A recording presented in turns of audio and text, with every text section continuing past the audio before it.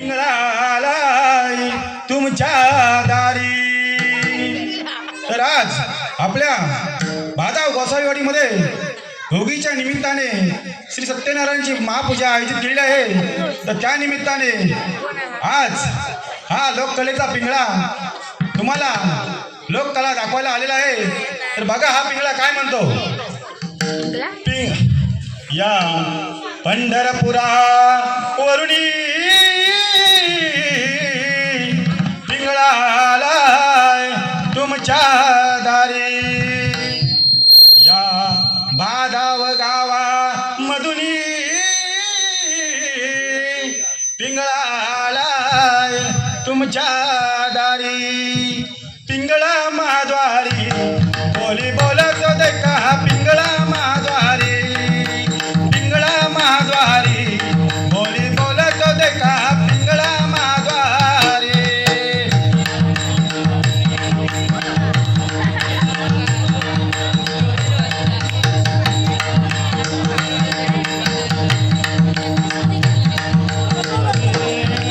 पिंगळा महाद्वारी बोली बोलत देखा पिंगळा महाद्वारी।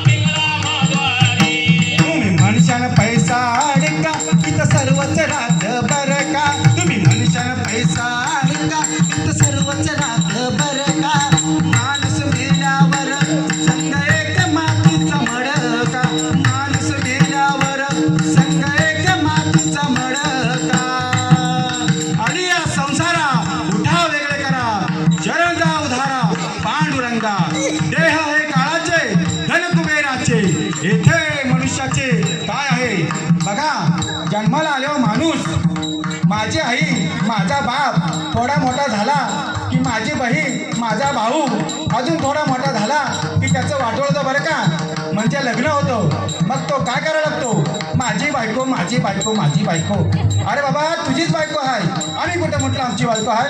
नंतर म्हणतो माझी पोरं माझी पोरं माझी पोरं माझी पोरं. आणि या सगळ्या धबाडक्यात तो काय करायला लागतो तर ज्या भगवंताने जन्माला घातलं ना त्या भगवंताचं नामस्मरण करायला तो विसरून जातो.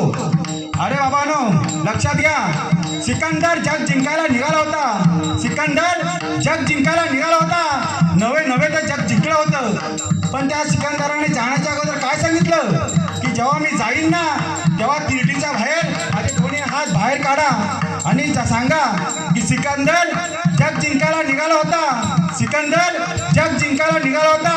तो आता खाली हाताने चाललाय. तो आता खाली हाताने चाललाय.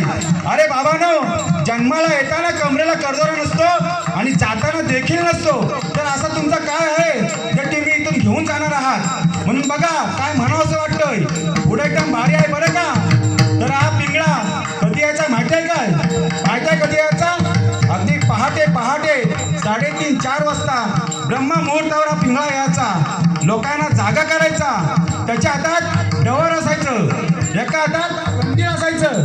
कंदील कशासाठी तर पूर्वी गावात लाईट नव्हती तर अंधाऱ्या रस्त्याला उजेड दिसावा म्हणून कंदील असायचं. एका हातात काठी असायची. काठी कशासाठी तर रस्त्याला साप आला विंचू आला तर त्याला बाजूला करण्यासाठी. तर पिंगळा हा पिंगळा कसा आपल्याला माहिती आहे काय बघा तुम्ही अजूनही बघा 3:30-4 वाजता पहाटे 3:30-4 वाजता पिंगळा नावाचा पक्षी आवाज करीत असतो. त्या पिंगळाचा आवाज करणे आणि त्या वेळेत त्या लोककलावंताचा येणे हा वेळ एक झाला म्हणून या लोककलावंताला पिंगळा असे नाव पडले आहे. तर हा पिंगळा धान्याचा पिठाचा पैशाचा दान घेत नव्हता तर हा पिंगळा साडीचा दान घ्यायचा. कशाचा साडीचा.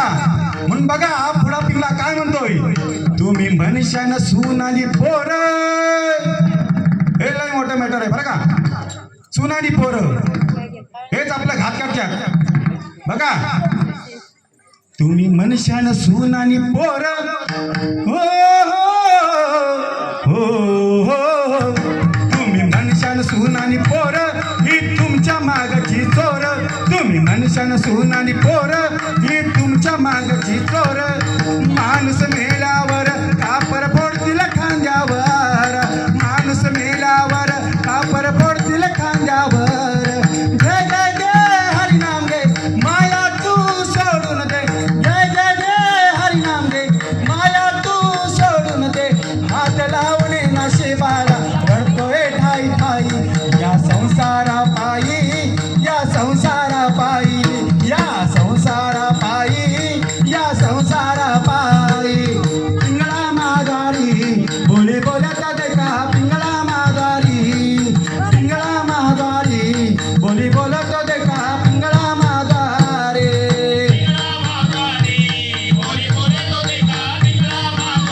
अरे ओ